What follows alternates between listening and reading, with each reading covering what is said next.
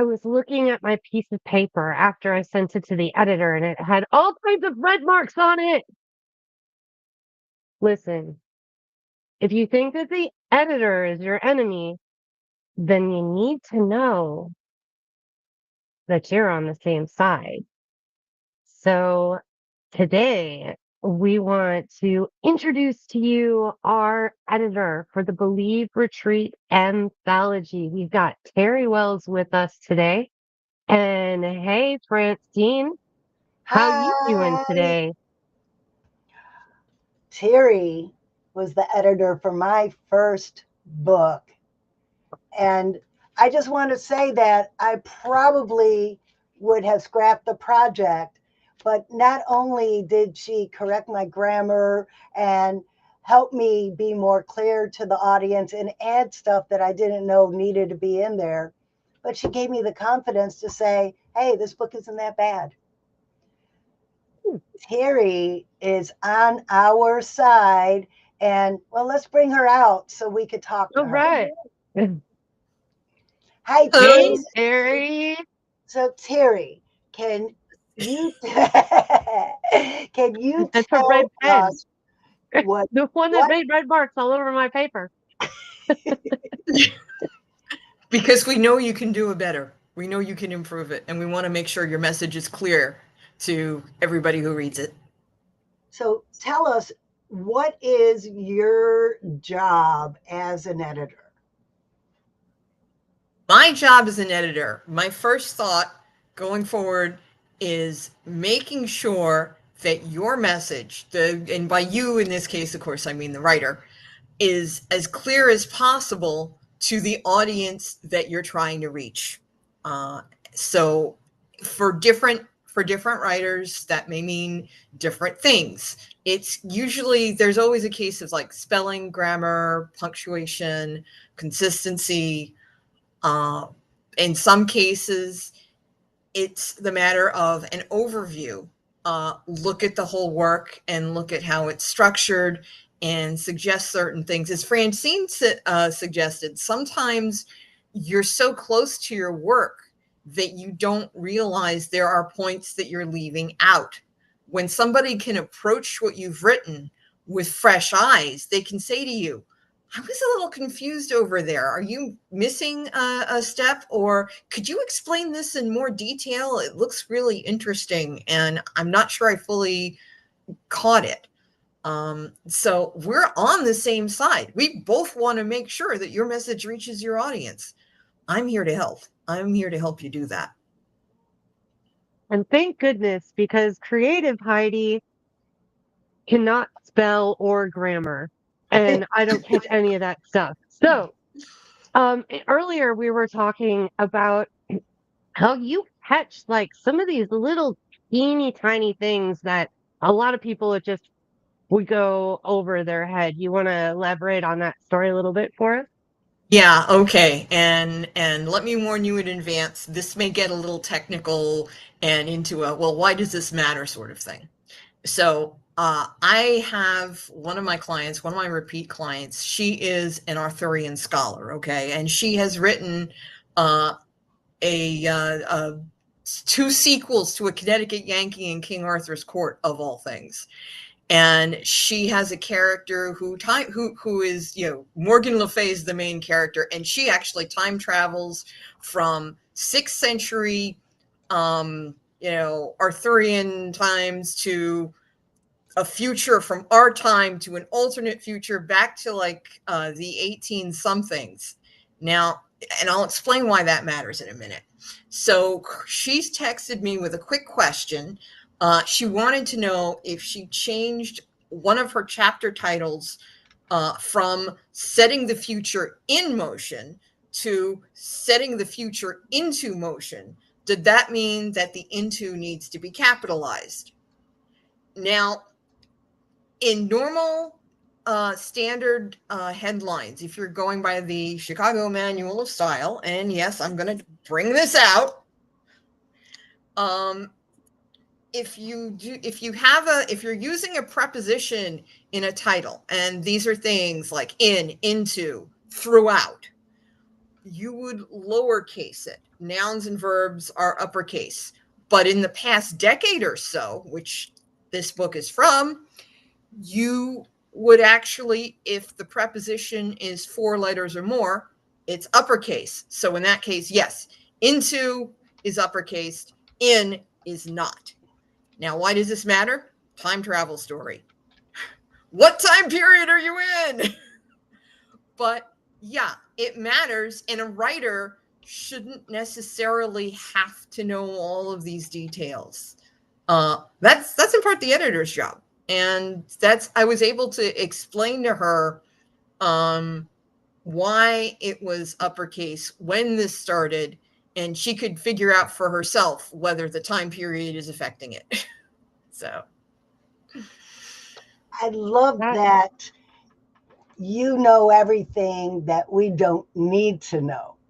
The fact that we could just write our passion, tell our stories, and you will make sure that no one's going to make fun of how it's spelled, where it's capitalized. I remember when I was writing my dissertation, a period in the wrong place could take 10 points off of my grade. Well, it might, when someone's reading a book, that might not change the way it's read, but Terri, could a period change the meaning of a sentence? Period could change the meaning of a sentence. A comma placed in a different spot totally changes the meaning of a sentence. Compare "let's eat Sally" to missing comma, "let's eat Sally." But very fitting for Halloween, as we're just getting through there. Thank you. yeah, and here's the key thing too, is that if I don't know what it is, I know places I can go to look it up. Like I, pointed out the Chicago Manual of Style. That's what I use for books. That's what I'd be using for this anthology. And there's other places. There are lots of resources, and it's important to the writer to be creative and focus on their message, and let the editor take care of the things that are not so clear, the things that would take somebody out of the story, because you want to keep your readers immersed in your message and what you're trying to say, immersed in your story.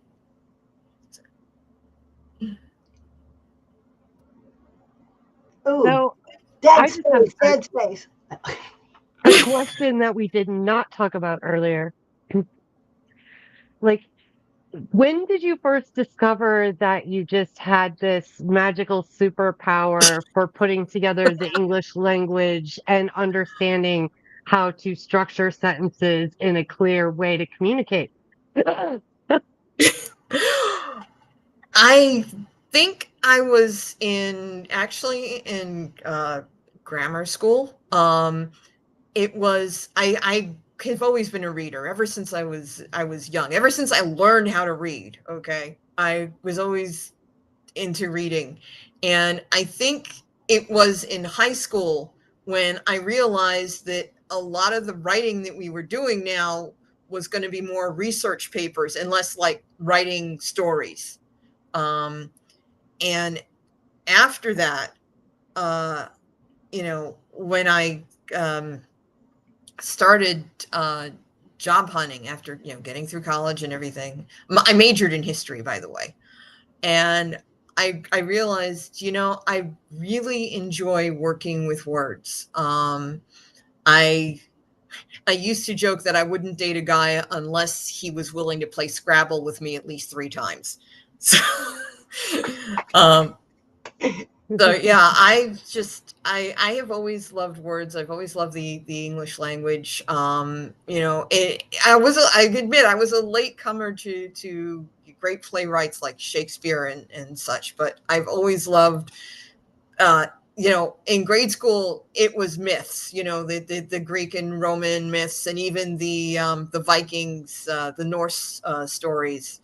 It's all of this story, being surrounded by story, being immersed in story. And, doing what you love. And what I love, I don't love many things more than a good story. And if I can help a good story, get out to a lot of people and polish it up a little so it looks even better,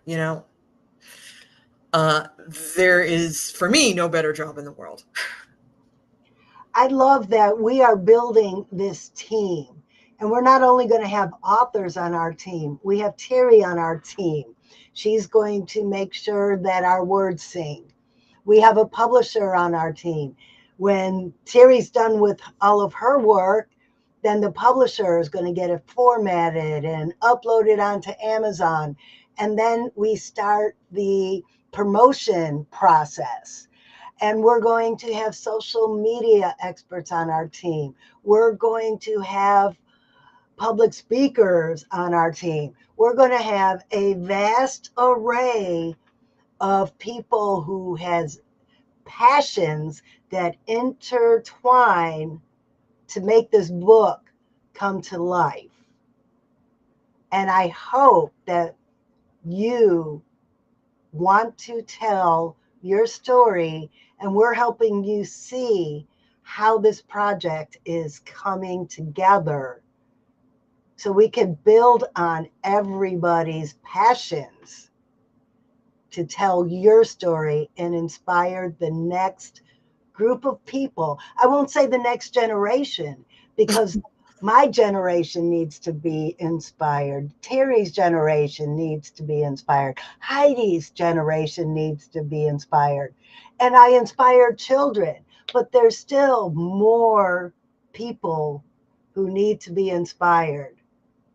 And these stories that we're telling, that Terri's going to make sure that they are grammatically accurate and that they really convey our message in a way that the reader will understand and identify with, is really so important to this project.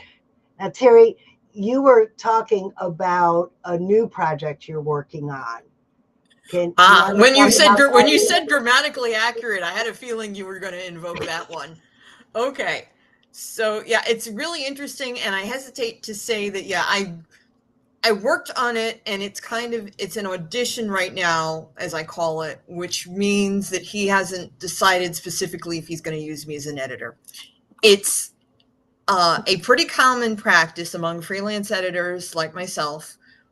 When a client is interested in using you after a discussion about the kind of writing and getting to know each other, for, like, in my case, it was like an hour-long phone call, to offer to edit like 5 to 10 pages of a current manuscript for free, to get a feel for how the editor would edit, and how the writer writes, to see if you can work with each other.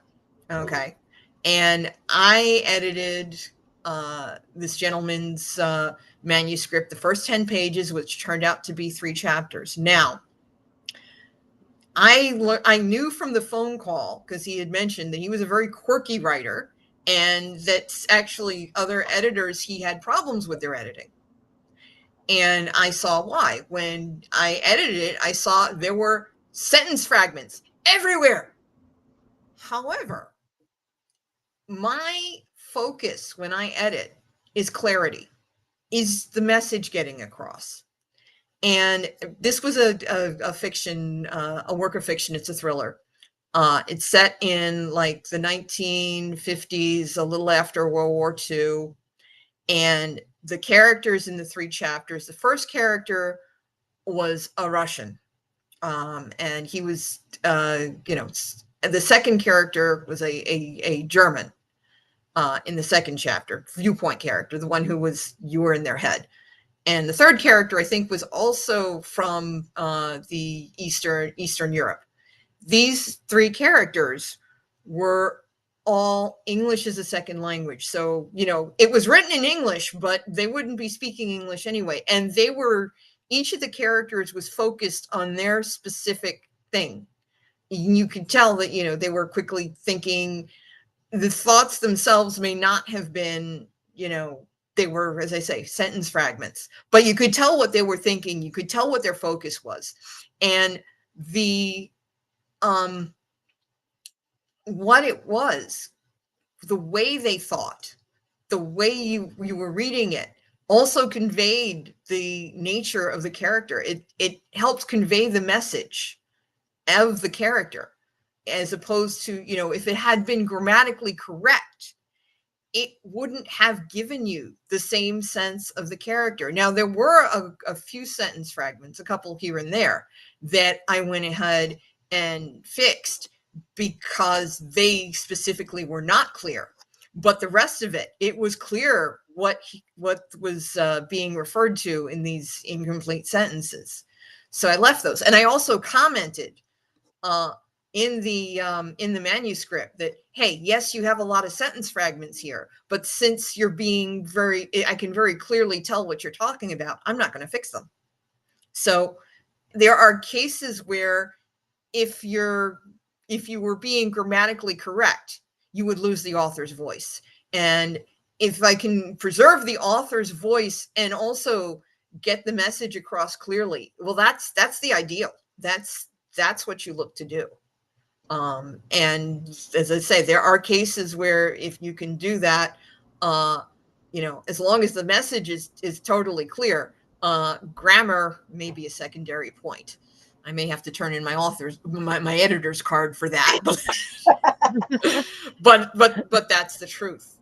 And if for those of you who like reading science fiction, if you've ever read The Moon is a Harsh Mistress by Robert Heinlein, you may understand what I'm talking about. That's got a narrator who has a very quirky way of talking. But it gives you the sense of the narrator, and it enhances the message rather than takes away from it. So I have a question about these pre-editing pages that you're doing. So if I was an author and I was like, I'm looking for an editor, um, what kind of things would I be looking at to be like, this is a good editor, and yeah, they're keeping my voice? Or, you know, what kind of things should I be paying attention to when I have like these test edits done from different editors to pick out really who's the best? Because all of this stuff kind of goes over my head. Right. Okay. Well, ideally, you have a conversation with your editor. In my case, I had an hour-long conversation with this gentleman over the phone to get a sense of, you know, so they can tell what kinds of things that you write and what kinds of things, you know, are you a good fit in that way? Is this something that this editor is experienced with editing? That's something you want to ask about. Are they experienced with editing this kind of writing? And in addition to a lot of what the Believe Project will be working on is memoir related.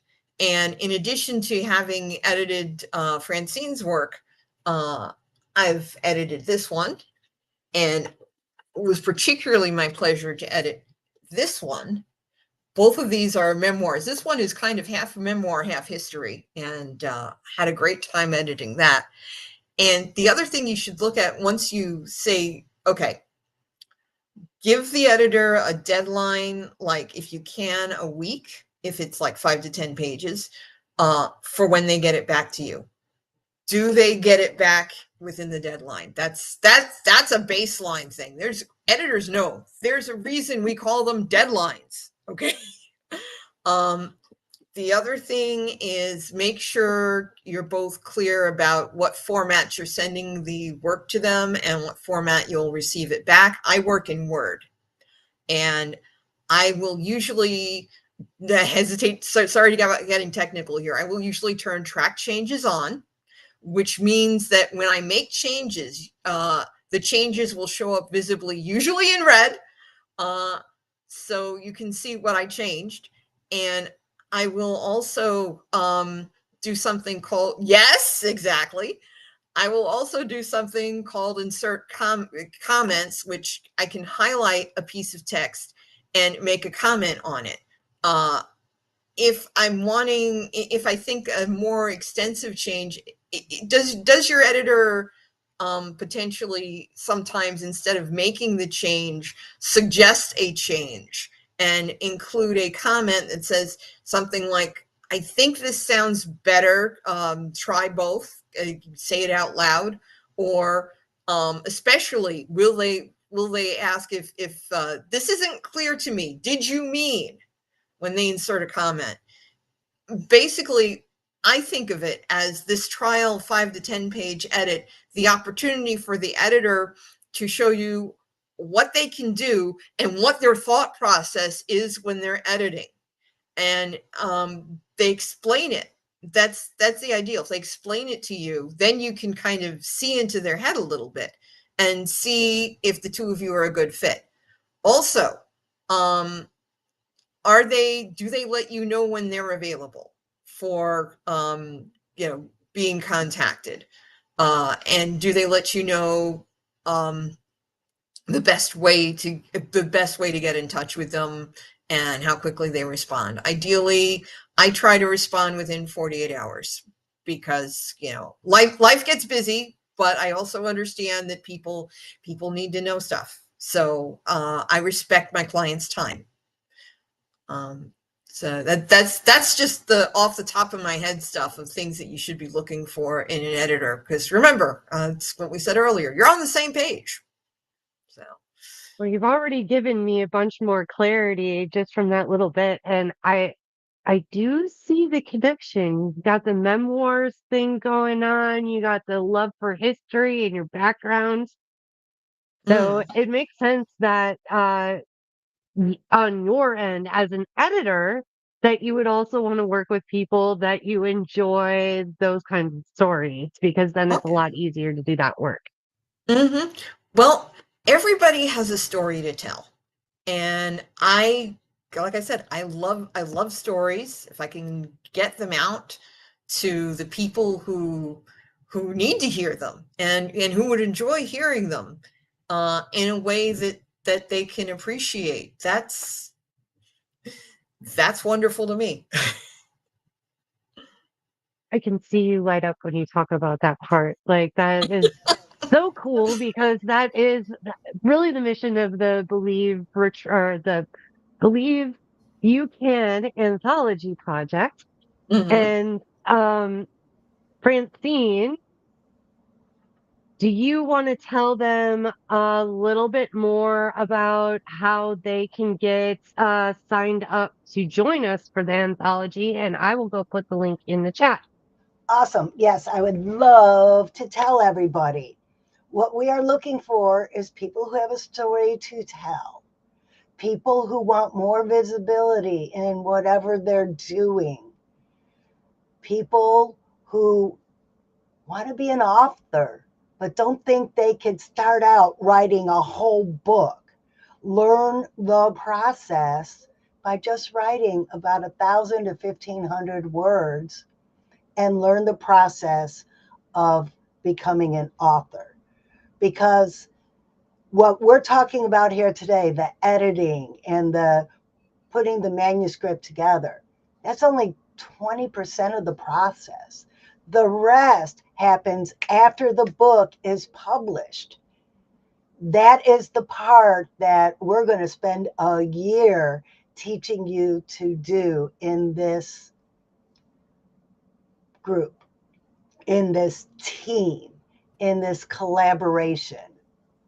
This is a 1-year project, and the project doesn't officially start until we have all the authors signed up and ready to go. So if you join now, you're getting extra visibility because you get to come on our show and sit where Terry's sitting and talk about your passions.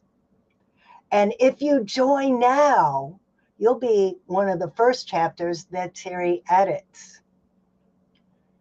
And if you join now, the $750 you spend to join this project will give you so much more of what we offer than if you wait to be the 52nd author. So join now, join early, and Heidi put the link in the comments. The biggest part is the sooner you join, well, the more fun you can have with me. Isn't that enough? Well, I mean, this whole thing is a learning process. From the very start of when you and I started working together, Francine. So where we're at right now is in pre-launch. And we're gathering all the pieces together, all the team members together to make this really successful and exciting. And so when you join now, you get to be part of that pre-launch process, which is all part of the process. Actually, if you forget the pre-launch, then like all of a sudden you launch it and people are like, what? I didn't hear anything about this. What are you talking about? So this is just as important as everything that's going to come. So it's kind of like a bonus when you join early with us. Um, so let's see. Wasn't there one more story we didn't Oh, yeah. cover that we were talking about earlier? Oh, yeah. Yeah, there was. So the story that I told earlier about the in versus into, that's a little sort of a tree level thing where you see all the trees and you fix them.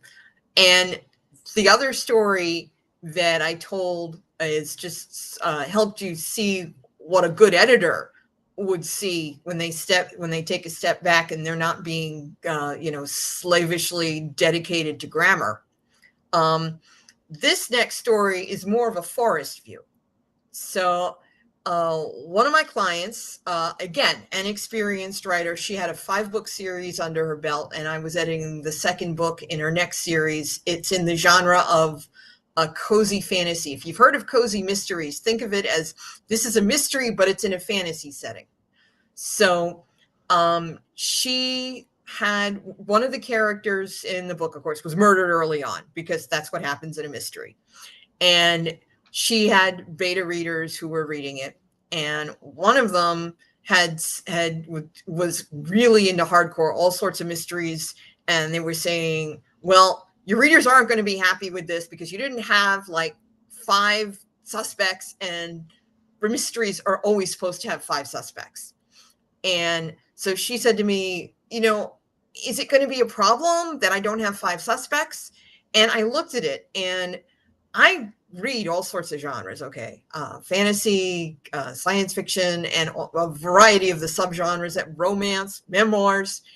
And so I know about mysteries. I know, in a mystery, it's not just about the 5 suspects. It's about, did you do the appropriate foreshadowing? Would a reader who goes back read it and see all of the clues that you planted? Would a reader, when they reach the end of it for the first time, feel like you somehow cheated them by pulling the ending and pulling the ultimate murderer out of your hat and you didn't give them any warning? And I said to her, you've done all these other things perfectly well, in addition to the fact that I was coming in the second book, okay? And she really laid the groundwork so that you didn't feel like you had to read the first book in the series. And that's really hard to do. So I said to her, no, it's not going to be a problem that you didn't have the 5 suspects. People are going to enjoy it anyway. They're going to enjoy it. It's not a problem. So that's what knowing your field does. That makes me feel so much better to work with an editor. It's just like, you know what? All of this like stuff when it comes to how I'm coming across and communicating when I'm writing, I mean, I don't have to worry about even like the formula for my particular kind of story because you're going to fill me in on whether or not I'm going way off course and people are going to be confused. Mm-hmm. Huh. Well, and when before I knew Terri from Toastmasters. Before I even knew she was an editor, I told my coach, I want to write a book about my journey with essential oils. And I wrote it, and she started reading it, and she said, I suggest you get an editor. That was so intimidating to me. I was just going to write it, make it an ebook, and give it away. But then when she said, get an editor, it started sounding a lot more official to me and scary. And then when I found that my friend was an editor, someone who I was paired up with as a co-mentoring, we call it humor buddies in that club. My humor buddy is an editor. Well, I could trust her. She trusted me to help her edit her speech. Well, I could trust her to help me edit my book. It became less scary. Well, if you are at that point in wanting to become an author and the editing process is scary to you, well, you just met Terri. And I hope what we talked about for this past 30 minutes made it less scary for you to get your work edited so you could get to the next step of the process. I'm definitely feeling more prepared for the red marks. Yeah. Think of the red marks as encouragement. Could we make them pink, maybe? Like just maybe a little I'll work less on that. blood-like. I'll work on that. Okay, perfect. Okay, so as usual, the time is gone so quickly, but we're gonna have Terri back on here because we've got lots of stuff we can talk about. Editing for sure. Terri is coming back the first Tuesday of December, and she is going to edit my chapter live on this live stream. Oh my goodness. It might be the second Tuesday of Might November. be the second Tuesday. We'll fill you in. But in December, early in December, Terri is going to edit mine live right here on this live stream. So you could see that it's not really scary. You can see how the process works and how Terri and I work together to make what I write even better. Dude, I'm totally excited for that episode. Me too. All right. So let's take this thing out. You know, if you can conceive it, you can believe it, and you can achieve it. From the head to the heart to the hands. Yes, you You can. can. Yeah. All right, you guys. See you guys in the Believe community. See you guys next week.